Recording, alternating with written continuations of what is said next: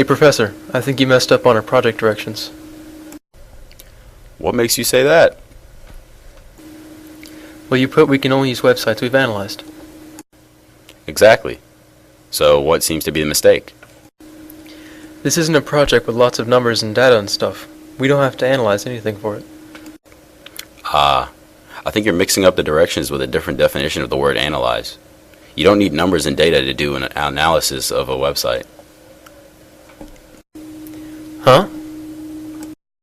Well, let me see if I can explain what you need to do. Hey, Professor, did you know you messed up the project directions? Come over here and let me show you why the directions are not a mistake. If you're using a journal or magazine as your source, you're going to use the databases we discussed in class, right? Yeah? I guess so. But if you need other sources, it is okay to use a website if you know it's a reliable source of accurate information. So put your search into a box. Can you search for the effects of pirates on history? It's part of my project. Why, of course I can. When the website list is generated, it is based on which sites have the most hits, not by which is the most accurate or most up-to-date. But that's okay, since the website with the best info should have the most hits anyway, right? Well, not necessarily. Just look at the first page of hits for your search. Yeah, well, it's all about pirates in Somalia. That's part of history. Dude, Somalia is a today thing, not history. And look at that last website. Who is the Church of the Flying Spaghetti Monster? And I don't think having pirates can stop global warming. Let's analyze that Spaghetti Monster's website. There are a few things you should always do to determine if a website is accurate, authoritative, current, objective, and complete as a source for academic research. The 5 criteria for evaluating websites are accuracy, authority, currency, objectivity, and coverage. For each of those, you need to look critically at any website.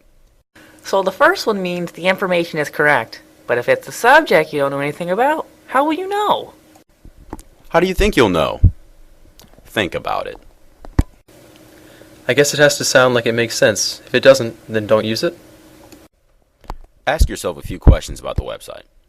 What is the purpose of the website? If it's a blog or personal, not professional website or no author is identified, steer clear.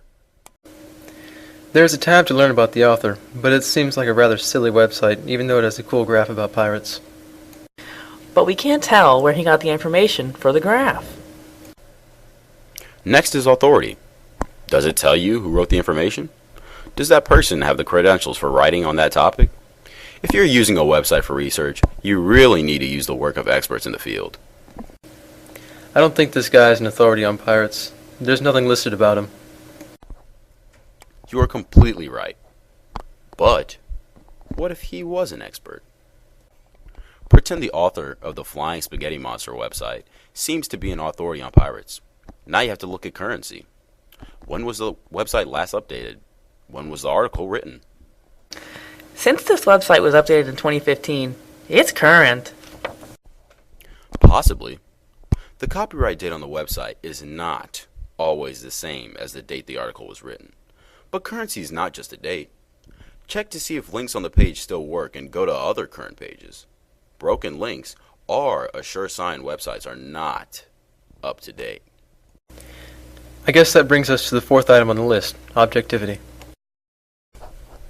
Oh, and what do you think that means? Not a clue. Same here. It's not that difficult. It simply means you have to examine the website to see if it was written for a purpose other than to relay information.